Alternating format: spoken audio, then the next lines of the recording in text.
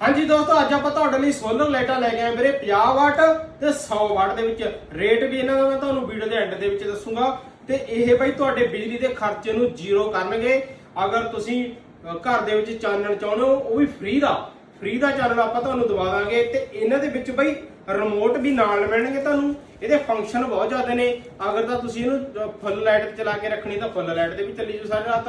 अगर तुसीं इहनूं मतलब मोड ते सैट करना है, सेंसर ते सैट करना, ये 30% पहला चलू। उस तो बाद जे कोई इहदे कंटैक्ट दे विच आऊगा तो यह पूरी लाइट दूगी, मतलब 100% लाइट दूगी।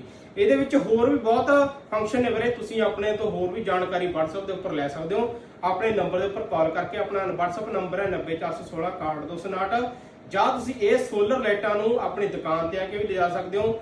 ਤੇ ਰੇਟ ਹੈਗਾ ਵੀਰੇ 50 ਵਾਟ ਦੀ ਦਾ ਹੈਗਾ 2000 ਰੁਪਏ ਘਰੇ ਪਹੁੰਚ, ਤੇ ਇਹਦਾ ਰੇਟ ਹੈਗਾ ਵੀਰੇ 2500। 100 ਵਾਟ ਦਾ ਸੋਲਰ ਲਾਈਟ ਦਾ ਰੇਟ ਹੈਗਾ 2500 ਘਰੇ ਪਹੁੰਚ। ਧੰਨਵਾਦ ਜੀ।